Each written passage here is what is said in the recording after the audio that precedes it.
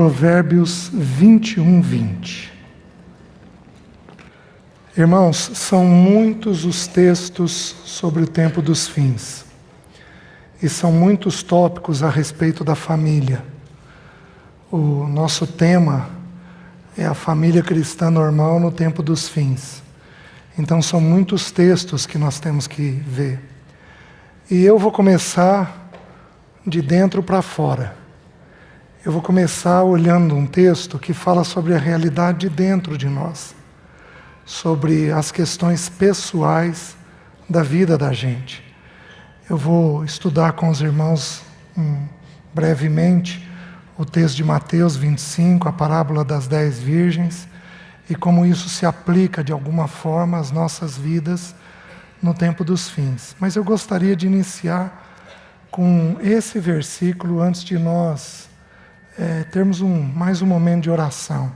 Ele diz assim: tesouro desejável, Provérbios 21:20. Tesouro desejável e azeite há na casa do sábio, mas o homem insensato os desperdiça. Tesouro desejável e azeite há na casa do sábio, mas o homem insensato os desperdiça. Visita os irmãos e as irmãs, visita os jovens, visita os homens e as mulheres, visita no Senhor, visita no Senhor, visita no Senhor, visita no Senhor, visita no Senhor, visita o teu povo, visita-nos, Senhor, visita-nos para a glória do teu nome. Aleluia, Senhor. Pai, nós te agradecemos pelo teu amor e a tua bondade, e te agradecemos por esse tempo na tua presença. Somos completamente dependentes do teu Espírito Santo para nos abrir os textos e ministrar ao nosso coração. Precisamos do Senhor, por isso pedimos o teu socorro e a tua ajuda. Abençoa os professores que estão com os pré-adolescentes, as crianças. Senhor, cuida desse tempo ali e as nossas vidas aqui, visita-nos. Senhor, remove aquilo que impede a ação do teu Espírito. Remove, em nome de Jesus. Aplana os caminhos do nosso coração. Guarda, Senhor, as fontes da nossa vida, para que o teu nome seja glorificado essa noite. Eu oro em nome de Jesus. Amém. Mateus capítulo 25, do versículo 1 ao versículo 13, a palavra de Deus nos diz assim: então, o reino dos céus será semelhante a 10 virgens que, tomando as suas lâmpadas, saíram a encontrar-se com o noivo. 5 delas eram nécias, tolas, insensatas, e 5 prudentes. As nécias, ao tomarem as suas lâmpadas, não levaram azeite consigo. No entanto, as prudentes, além das lâmpadas, levaram azeite nas vasilhas. E tardando o noivo, foram todas tomadas de sono e adormeceram. Mas à meia-noite ouviu-se um grito: eis o noivo, saí ao seu encontro. Então se levantaram todas aquelas virgens e prepararam as suas lâmpadas. E as nécias disseram às prudentes: dai-nos do vosso azeite, porque as nossas lâmpadas estão se apagando. Mas as prudentes responderam: não, para que não nos falte a nós e a vós outras. Ide, antes, aos que o vendem e comprai-o. E saindo elas para comprar, chegou o noivo. E as que estavam apercebidas entraram com ele para as bodas, e fechou-se a porta. Mais tarde, chegaram as virgens nécias, clamando: Senhor, Senhor, abre-nos a porta. Mas ele respondeu: em verdade vos digo que não vos conheço. Vigiai, pois, porque não sabeis o dia nem a hora. Até aqui. Meus queridos, o tempo dos fins são tempos muito difíceis. São tempos de engano, de erro, de apostasia. Alguns poucos versículos nos esclarecem isso. Por exemplo, Timóteo diz assim: sabe, porém, isso, que nos últimos dias sobrevirão tempos difíceis. Quando Jesus foi ser julgado em nosso lugar, ele passa pelo Getsêmani, ele diz, o livro de Lucas relata que aquela era a hora do poder dos homens e do poder das trevas. O nosso tempo, o tempo que nos está proposto de agora até o fim, são tempos de negridão, são tempos difíceis. Nós não podemos nos iludir com o que alguns irmãos dizem, às vezes ligados à política, ligados tentando mudar, estabelecer normas, leis que protejam o Evangelho, porque isso não será assim no tempo dos fins. No tempo dos fins, o pecado vai avançar e vai avançar muito. O texto de Timóteo diz que quando for retirado aquele que detém o homem do engano, o homem que vai enganar a todos nós, então toda a nação, todas as nações, todas as terras serão constantemente enganadas. O tempo dos fins é tempo em que nós, inclusive, seremos tentados a sentir coceira nos ouvidos para ouvir um evangelho que abrande os nossos corações, que acalme os nossos corações, porque são dias de muito horror. Dias de muito horror. Para aqueles que estão habituados a lidar com aconselhamento, a gente nunca viu coisas tão difíceis acontecendo, mas que se espalham pelo país inteiro. Desesperos tão grandes dentro das pessoas. E esta é uma jornada que nós teremos que fazer até que Ele venha buscar a sua igreja. Nós teremos que fazer individualmente, teremos que fazer em casal, louvado seja o nome do Senhor, porque a palavra de Deus diz que é melhor serem dois do que um, porque tem melhor paga do trabalho. Teremos que fazer em família, porque o Senhor chama famílias, Ele não chama apenas pessoas individuais, mas Ele chama também famílias inteiras. E nós não podemos nos assustar. O povo de Deus não se assusta, porque serão tempos de julgamento e tempos dos fins. Pensem comigo. Faraó mandou matar as crianças, os meninos. E os pais de Moisés não tiveram medo de ter filhos. Mesmo em períodos em que a ordem de Faraó é para que a parteira matasse as crianças. Deus provê um bendito cesto, uma bendita água para os nossos filhos.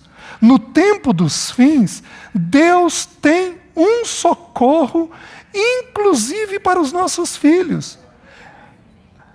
Nós não podemos deixar o nosso coração desesperar neste período e neste tempo. São tempos de trevas, são tempos difíceis, porém, nós faremos essa jornada. Amém, irmãos? Até que o Senhor venha. Porém, há um problema.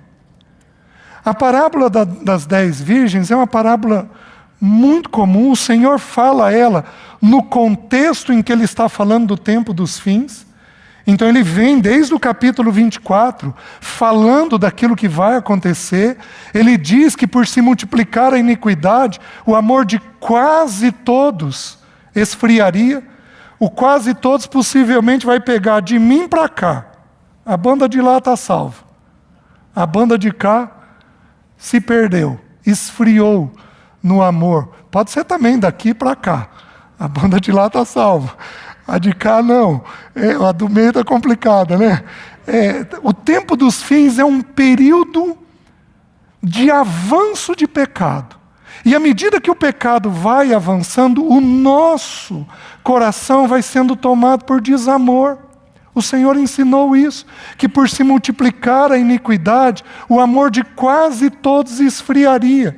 Meus queridos, são tempos terríveis. E esta jornada nossa, no tempo dos fins, até que o Senhor venha, ela tem que ser feita com azeite. Ela não pode ser feita sem azeite. É um ensino simples. Por isso, antes de começar a falar sobre casais, sobre família, eu gostaria de abrir algumas famílias que viveram no tempo dos fins.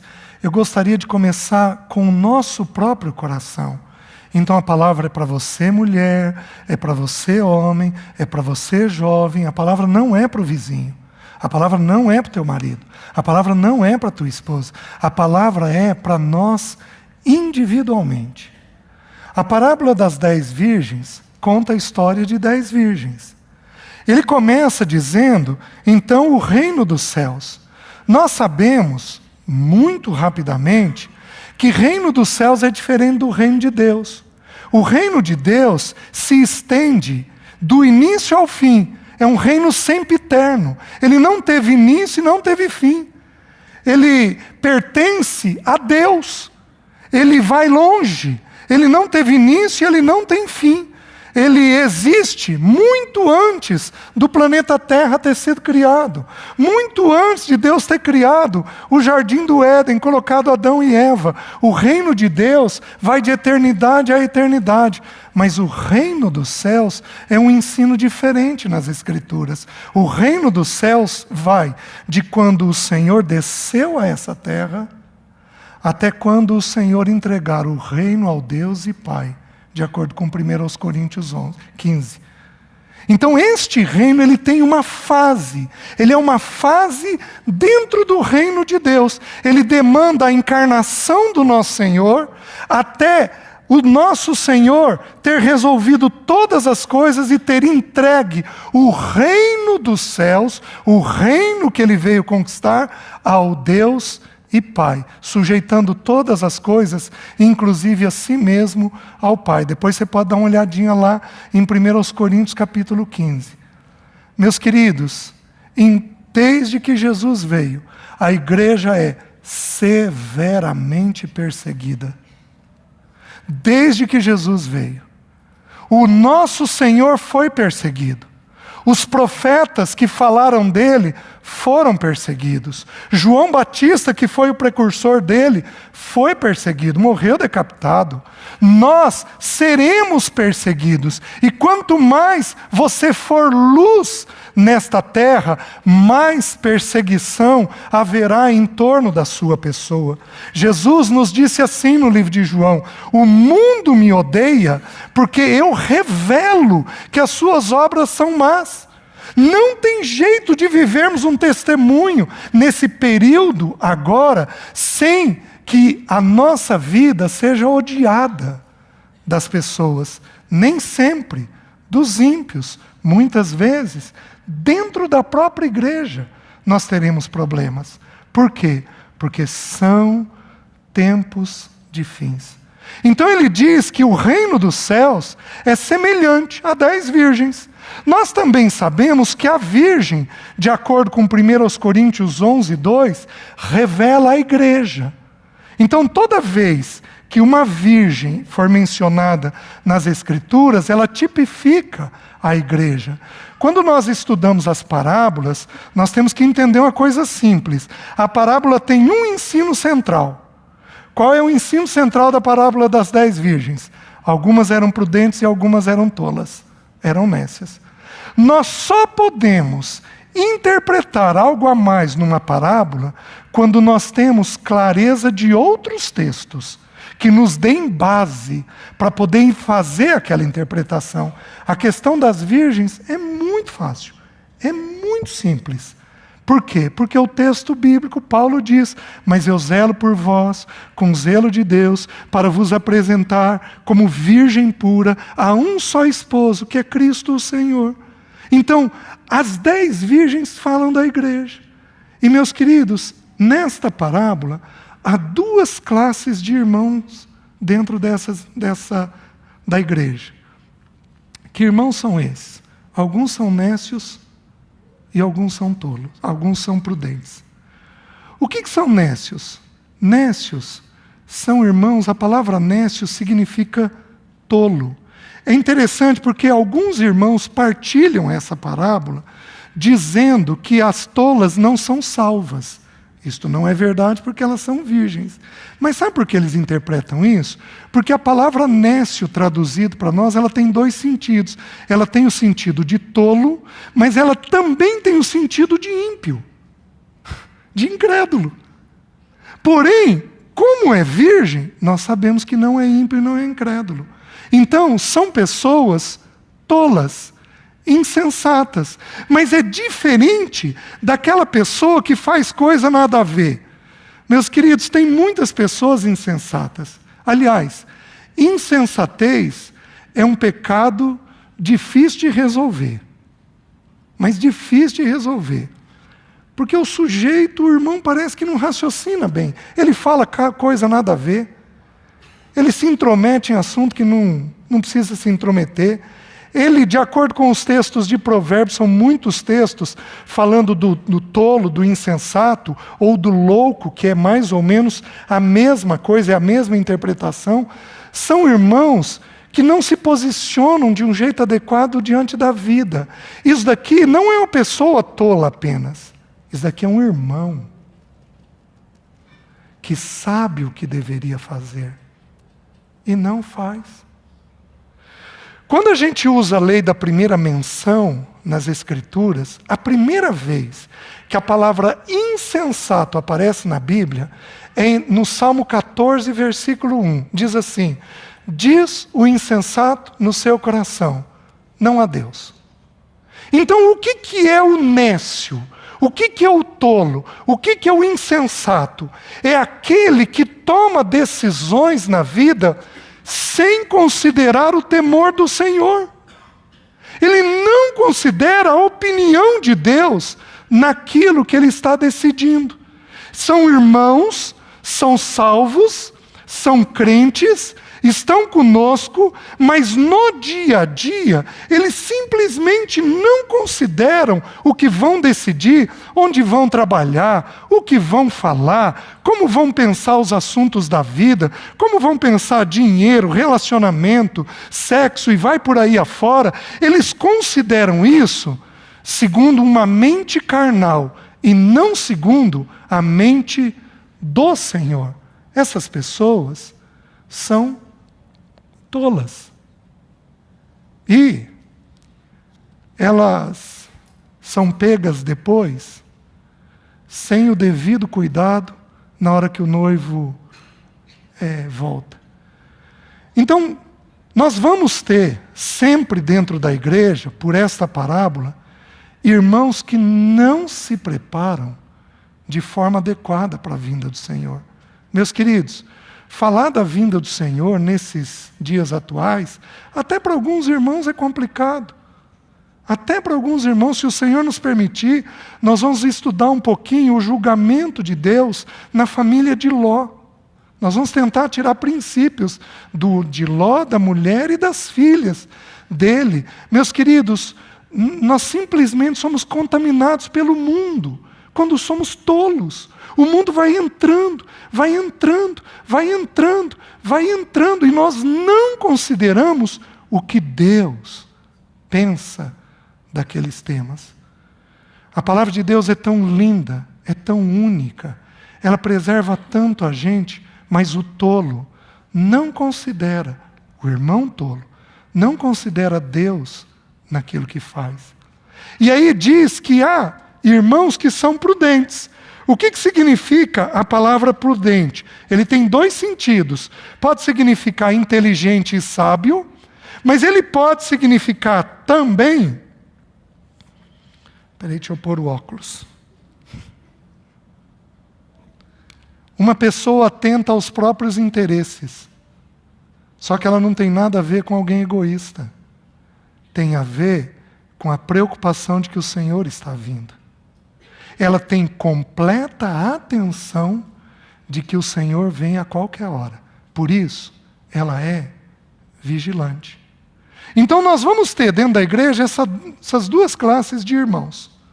Nós vamos ter dentro das famílias cristãs essas duas classes de irmãos.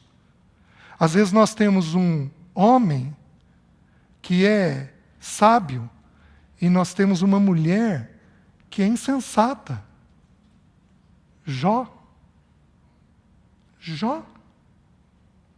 O que a mulher dele falou? Olha a tua condição.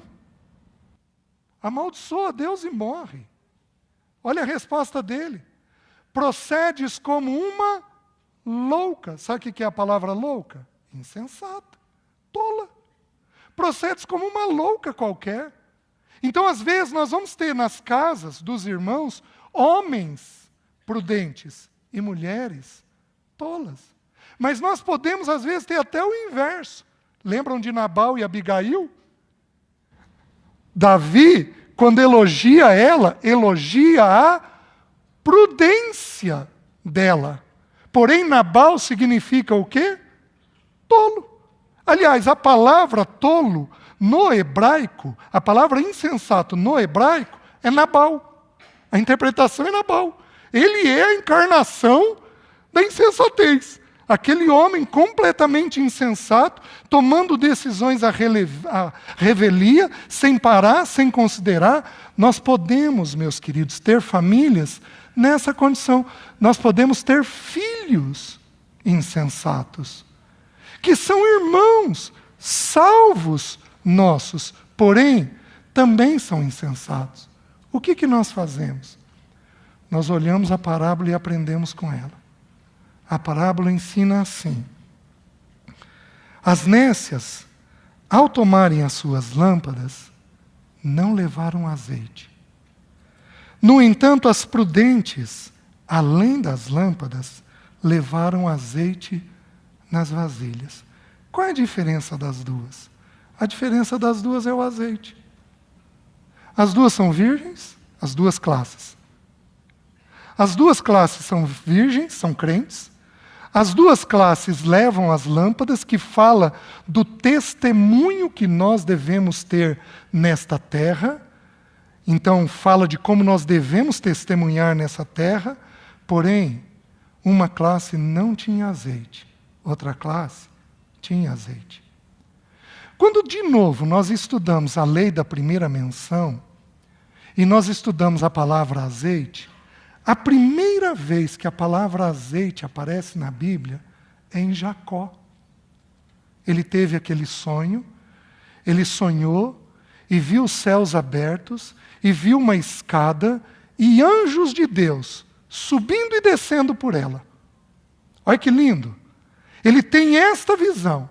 E aí ele acorda, impressionado com aquela visão. Ele sabe que aquele lugar é um lugar santo, que Deus está falando com ele. Então o que ele faz? Ele pega a pedra que ele usou de travesseiro, erige ali uma coluna com aquela pedra e ele derrama azeite. Nós sabemos que o azeite derramado sempre representa uma visitação do Espírito Santo sobre as nossas vidas. Então, o que é levar azeite e o que é não levar azeite? É termos uma relação diferenciada com o Espírito Santo de Deus. Ou não termos esta relação com o Espírito Santo de Deus. Não há forma de termos um testemunho externo se não tivermos azeite derramado no nosso interior. Não há. Jovem, você não vai conseguir preservar o testemunho do Senhor se você não preservar a tua relação com o Espírito Santo de Deus dentro de você. Meus queridos, a Bíblia é muito simples. Jesus, ele fala algo que é maravilhoso e até um pouco incompreensível.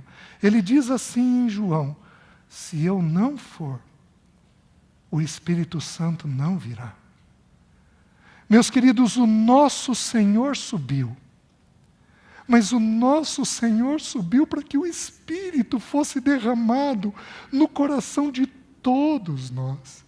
Ele diz que o Espírito estava com os discípulos, mas aí ele fala assim: porém, ele estará em vós. O nosso bendito Senhor sobe aos céus para que nós possamos receber a visitação do Espírito Santo nos nossos corações, a habitação do Espírito Santo nos nossos corações. Aí nós temos a Trindade definida: Deus, o Pai, nos céus, habitando os céus, Deus, o Filho, sentado à destra do Pai, e o Espírito Santo de Deus fazendo habitação em nós e nos preparando até o bendito dia da volta do nosso Senhor. Nós vamos ter que tomar uma decisão de que irmãos nós seremos, que virgem nós seremos.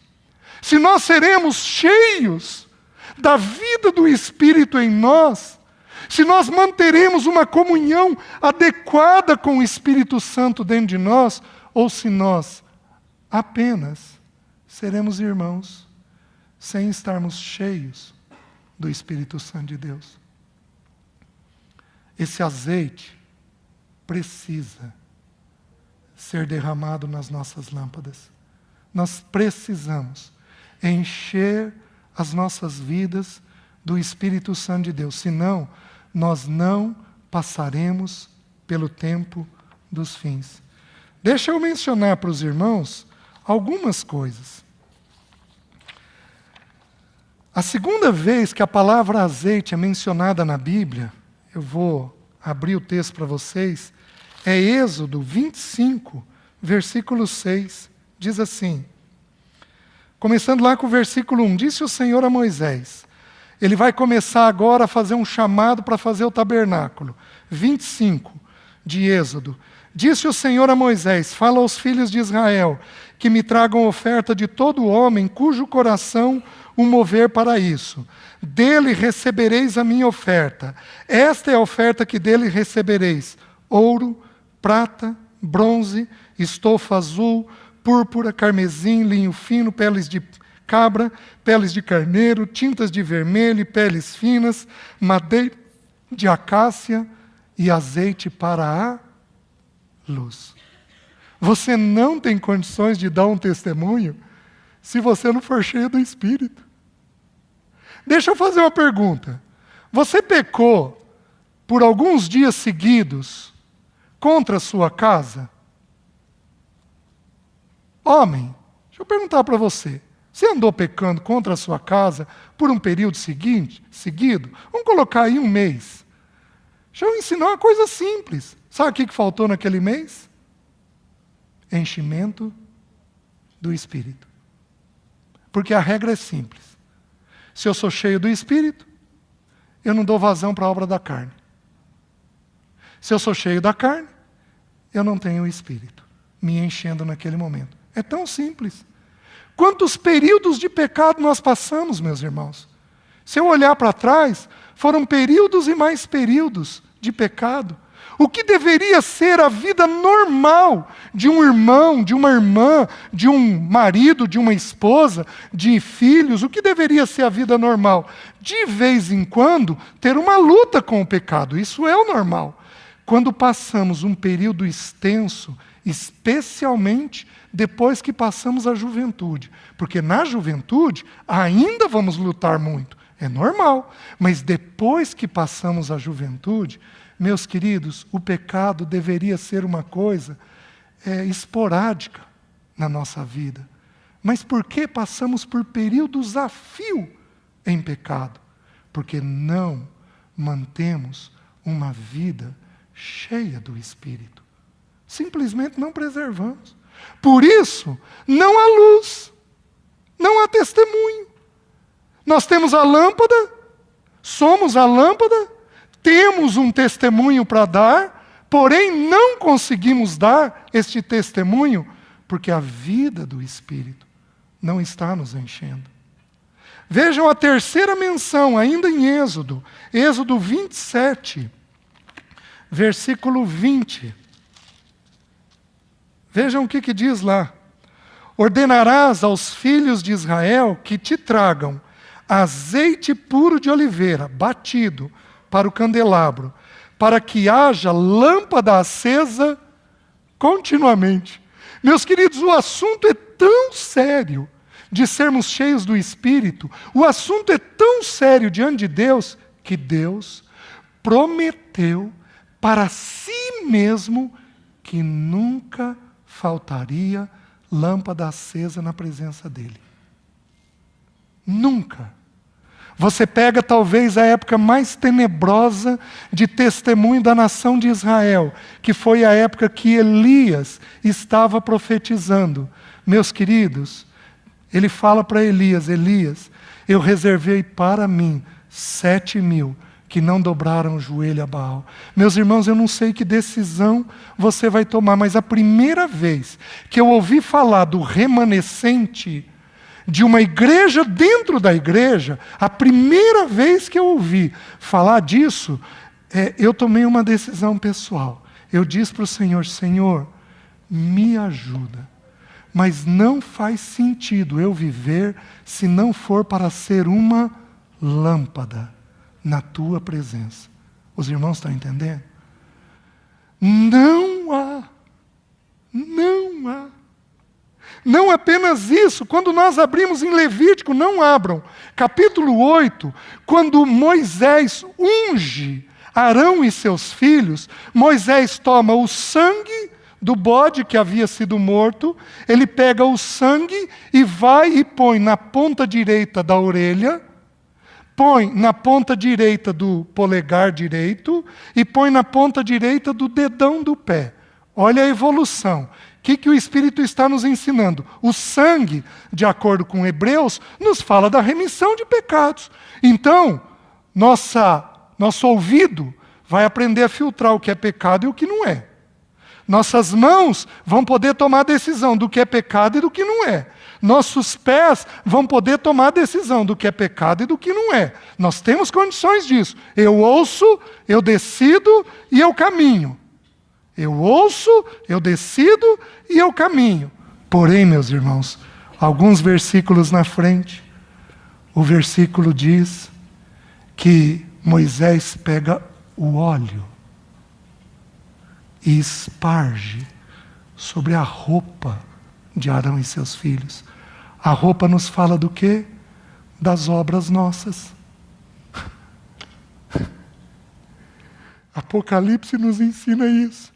Que a noiva estava adornada de linho finíssimo, que são as obras dos santos. Meus queridos, homem, para você dar um testemunho de amor, de paciência, de graça, de tolerância, para você dar um testemunho firme e sólido de graça para sua esposa, que é o que nós devemos dar. Se o Senhor nos permitir, nós vamos ver que Noé, que foi uma família que passou pelo tempo dos fins, que Noé foi cheio da graça do Senhor. O único jeito de termos graça e podemos ter plena aceitação pelos nossos, pela nossa esposa, pelos nossos filhos, é se Deus aspergir óleo na nossa roupa.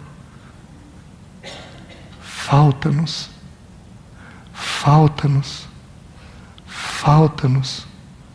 preservar esse relacionamento com o Espírito Santo. Falta-nos preservar isso.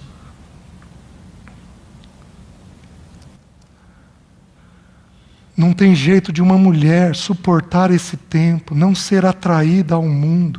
Não tem jeito, se não for por uma vida cheia do Espírito. Então nós temos que tomar uma decisão muito simples. De que jeito nós vamos viver este período dos fins? Aí nós vamos um pouquinho mais no texto. Volta lá. Capítulo 25. No entanto, as prudentes, além das lâmpadas, levaram azeite nas vasilhas. Elas levaram o Espírito Santo de Deus nas suas vasilhas. O que nós precisamos de uma forma prática? O que é levar esse Espírito Santo nas nossas vidas? Meus queridos, todos os textos que eu olho falam uma coisa simples. Nós precisamos, em primeiro lugar, ter uma vida de oração. Nós precisamos orar mais. Nós precisamos orar mais. Nós precisamos orar mais. Nós precisamos orar mais em família. Nós precisamos orar mais como casais. Eu tenho um grande amigo. Ele mora muito longe. Talvez nós nos falamos 2, 3 vezes por ano. Mas eu sou grato a Deus porque ele e a esposa dão um testemunho. Eles oram todo dia, juntos. Todo dia, juntos. Que ministério. Eu sei que minha vida está coberta por ele. De tempo em tempo, Deus comunica algo a ele sobre a minha vida. E ele me liga. César, e daí? Estou ouvindo tal coisa. O que é isso? É assim mesmo? Não é? É isso que o Espírito está comunicando comigo? Vocês querem ver? Vamos dar uma olhadinha de quando o Espírito Santo desceu sobre algumas situações. Vocês querem ver a primeira? Vamos olhar o nosso Senhor. Nós sabemos, pelo livro de Mateus, capítulo 3, o texto de Mateus diz assim, que o Senhor Jesus foi para ser batizado, e aí João falou com ele, Senhor, eu que preciso ser batizado pelo Senhor, e o Senhor vem a mim, e ele diz, não importa, vamos cumprir o que a lei diz, e ali diz que ele foi batizado, e o Espírito Santo de Deus desceu como pomba sobre a vida dele, certo? Mas vejam o que Lucas descreve, abra lá, Lucas capítulo 3. Lucas descreve o mesmo momento, o mesmo. Olha como é que Lucas descreve. Vejam, meus irmãos, o que é levar um relacionamento com o Espírito Santo de Deus para o tempo dos fins. Olha o que diz. E aconteceu que, ao ser todo o povo batizado, também o foi Jesus. E estando ele a orar, o céu se abriu e o Espírito Santo de Deus desceu sobre ele em forma corpórea. Meus queridos, nós precisamos de mais oração. Porque quando nós oramos, o que o Espírito faz? Ele desce sobre nós. Vocês querem ver os discípulos? Um texto muito conhecido. Abram em Atos, capítulo 1, versículo 4. Desculpe, versículo 14. Diz assim, todos estes perseveraram unânimes em oração com as mulheres, com Maria, mãe de Jesus, e com os irmãos dele. O que aconteceu logo depois? O Espírito Santo vem sobre eles. Meus queridos, eu não sei qual a tua origem. Eu já passei por alguns grupos de irmãos. E eu já vi movimentos pentecostais, já vi coisas dentro das Escrituras, fora das Escrituras. Porém, é muito simples. Você quer ser cheio do Espírito? Se dedique um pouco mais à oração. Não uma oração religiosa. Não uma oração religiosa. Não uma oração para doutrina. Não faça isso.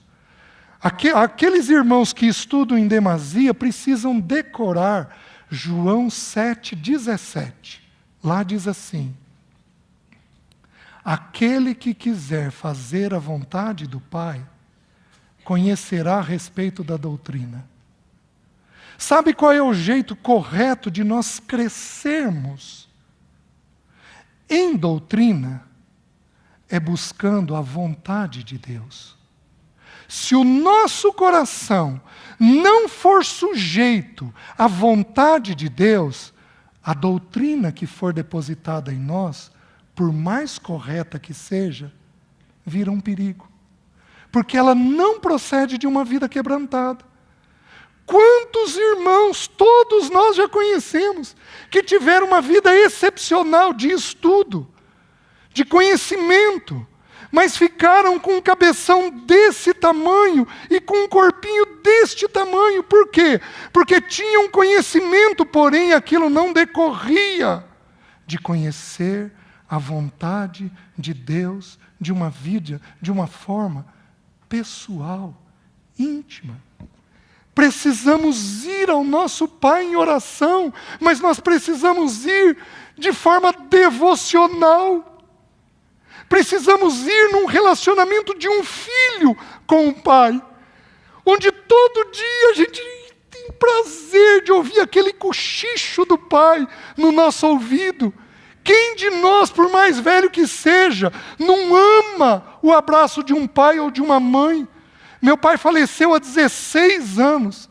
Ele andava comigo de braço dado. Meus queridos, eu tenho saudade disso até hoje. Quem de nós não ama um aconchego de um pai, de uma mãe, um cuidado de um pai ou de uma mãe? Esta é a nossa relação com o nosso Deus. Uma relação íntima, devocional, pessoal, de crescimento íntimo, de foro íntimo. Depois, então, nós simplesmente crescemos na doutrina. Entendemos a doutrina. Conhecemos a doutrina. E não somos perturbados pela doutrina. Por quê? Porque o coração está ajustado na vontade do Pai. Os irmãos entendem? Então há uma decisão a ser tomada. Abram ainda em Lucas capítulo 11, deixa eu confirmar. Lucas capítulo 11, versículo 9 a 13. Esse texto me tocou há alguns anos atrás. Eu estava num encontro de homens. E, meus queridos, isso virou uma oração para mim. Esse contexto aqui é um contexto onde o Senhor vem ensinando sobre oração. E é tão interessante, as duas passagens estão separadas uma da outra. No capítulo 10, o texto termina com Maria e Marta. Qual é o grande ensino de Maria e Marta? Uma escolheu a melhor parte. Você tem que tomar uma decisão. Você vai ser nécia ou prudente. E aí o Senhor inicia uma sequência falando a respeito de oração. Então ele primeiro ensina a orar, aí ele ensina a oração do Pai Nosso. Depois ele conta a parábola do amigo inoportuno, de bater sem cessar, nos ensinando a constância que nós devemos ter a respeito da oração. É interessante que eu pulei ali no Pai Nosso, o Senhor ensina a orar 3 coisas dele e 3 nossas. Pai nosso que estás no céu, santificado seja o teu nome, venha o teu reino, seja feita a tua vontade. 3 coisas dele e 3 nossas, que nós precisamos cuidar diariamente. Sabe quais são? Agradecer pelo pão. Se brincar, tem alguns de nós que nem oramos mais nas refeições. Tem famílias que perderam essa prática. Oh, meus queridos, o texto é tão claro. Agradecer pela refeição, mas não só isso. Tem mais 2 coisas que nós deveríamos orar diariamente. Livra-nos do mal. Porque Satanás arma contra todos nós ciladas diárias. Ele é incansável no propósito dele de destruir o testemunho nosso com o Senhor. E a terceira coisa é orar por perdão. Porque se você quer uma coisa que nos afasta de um bom relacionamento com o Espírito Santo de Deus, é crítica. Alguém aqui é crítico? Não levanta a mão, não. Hoje, você já criticou?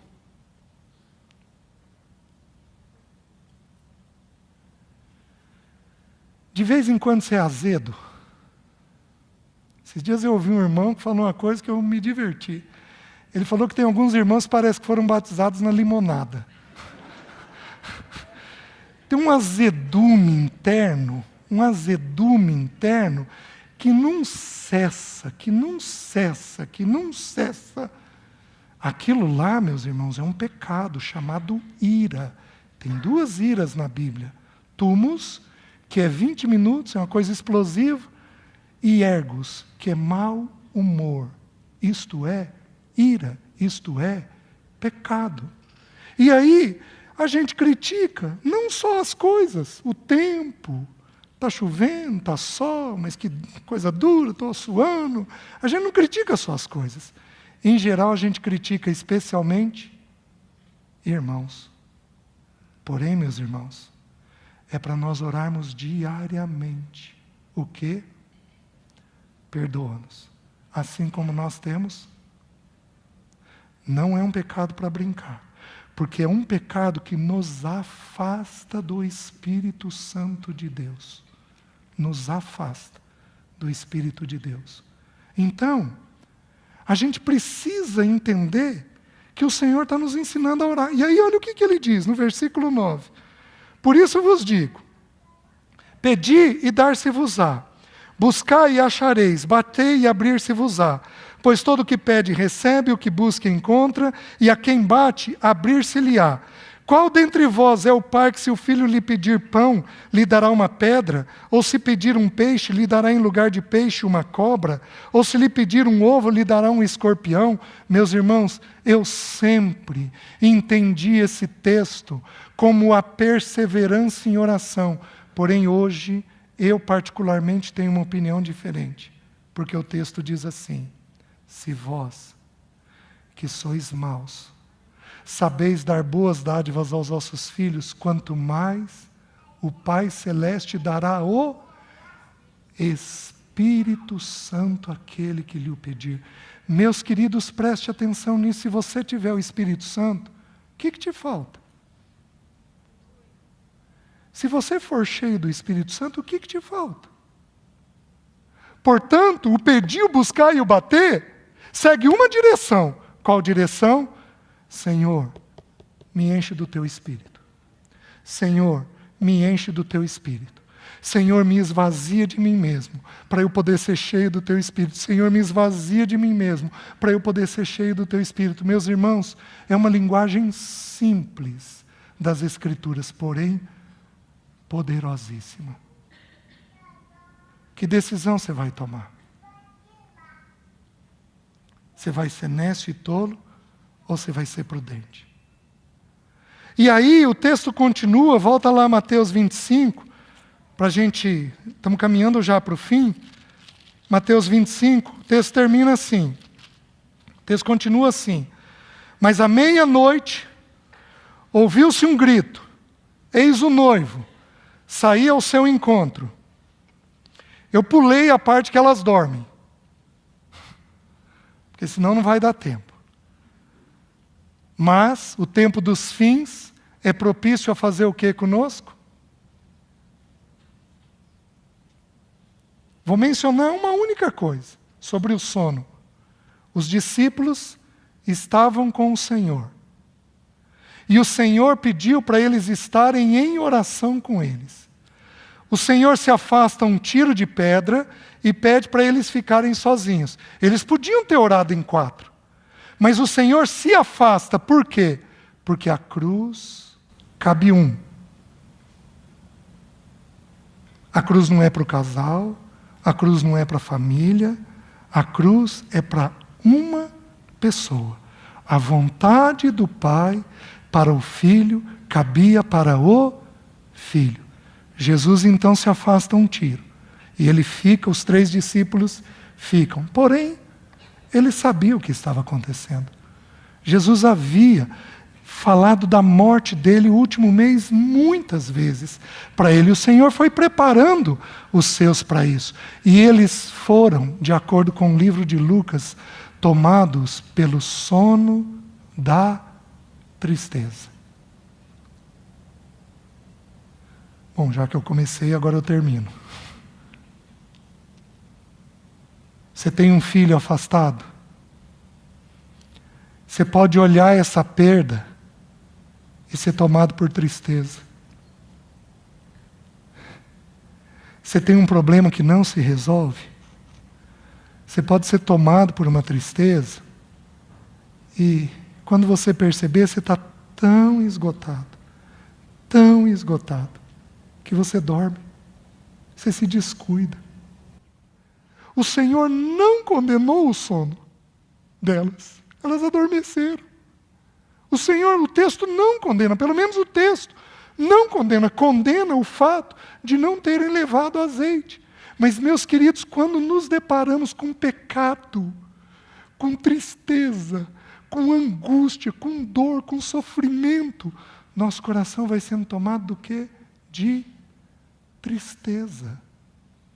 E nós podemos começar a dormir e então nos descuidar com as coisas. Homem, por favor. Homem, por favor.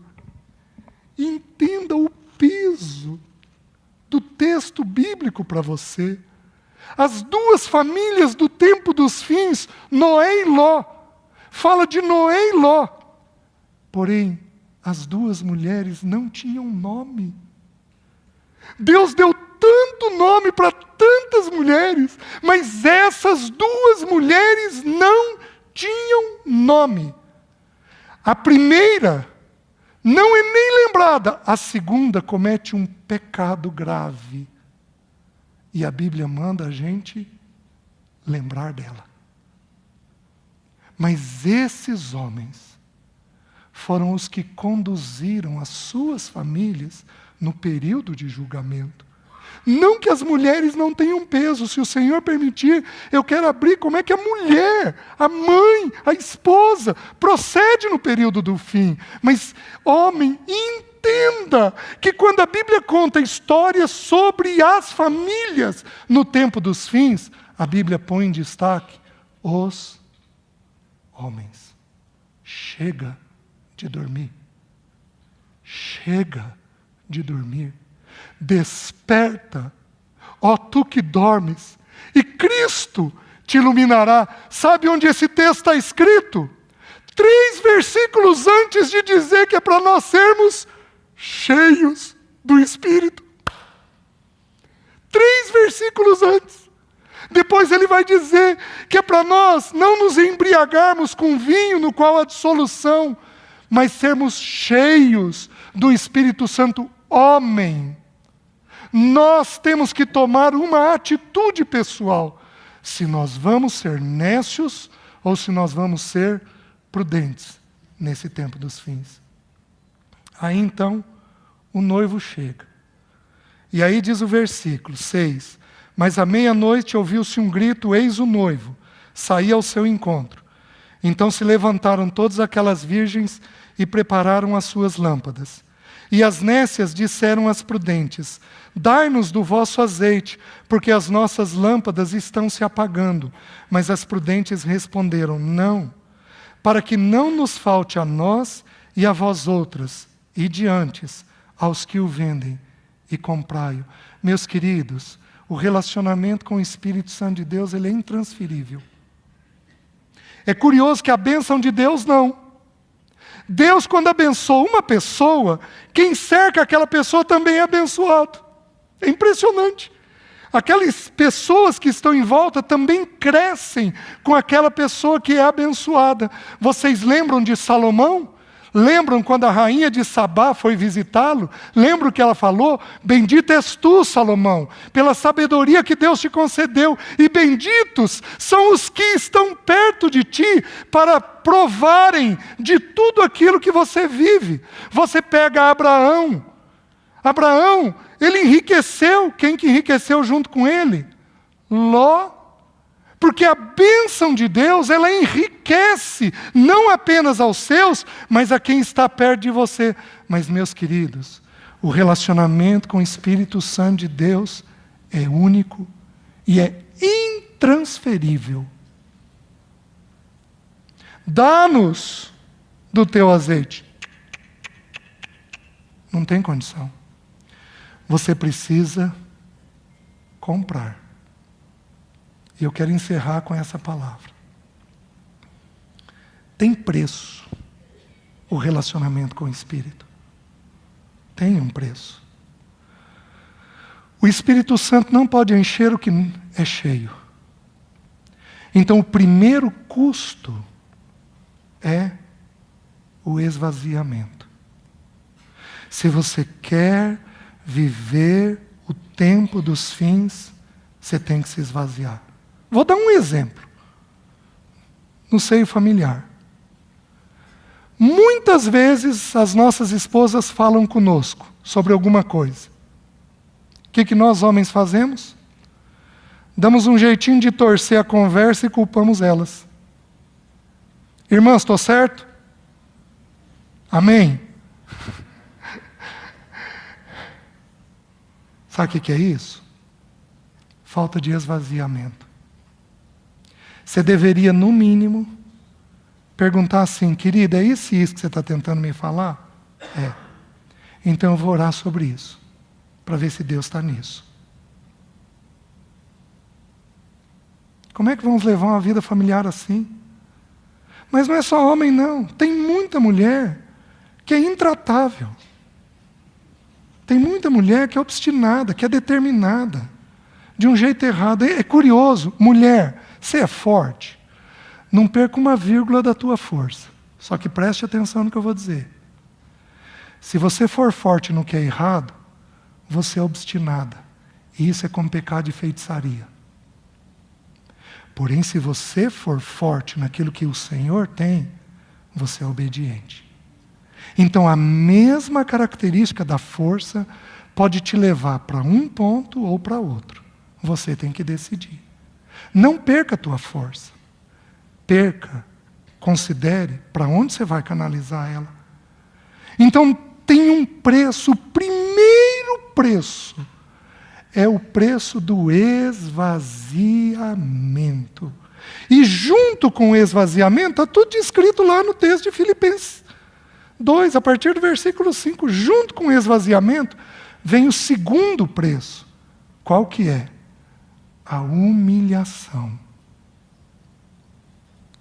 Você precisa se abaixar. A palavra humilde significa aquele que se abaixa. O terceiro preço, e aqui nós começamos a ter um problema mais grave, porque esses outros dois são de foro interno, mas o terceiro já é um pouco de foro externo. Não há vida com o Espírito sem tempo na palavra e na oração. Porque nós amamos aquilo que nós damos tempo.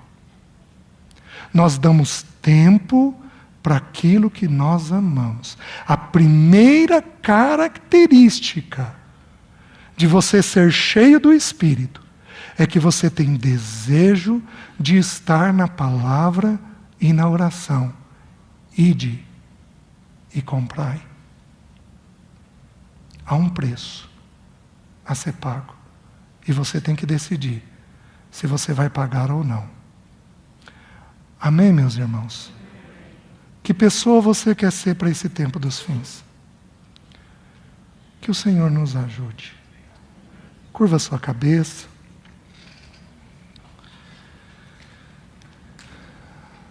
Senhor, tem misericórdia de nós. Tem misericórdia de nós. Perdoa-nos porque temos sido carnais. Perdoa-nos porque não temos nos enchido do Teu Espírito. Senhor, nos perdoa. Nos arrependemos, Senhor, porque temos sido noivas nécias. Temos sido virgens tolas. Ó Senhor, nos perdoa. Senhor, nos visita, nos dando o entendimento dessa relação com o Teu Espírito. Nos ajuda, Senhor, a sermos cheios dEle, a andarmos nele, a recebermos uma porção maior da parte dEle. Senhor, visita as nossas vidas, visita os homens que estão dormindo e desperta eles. Fortalece aqueles homens que têm mantido uma vida contigo. Visita as irmãs que têm vivido com tolice, atrás de tantas coisas inadequadas.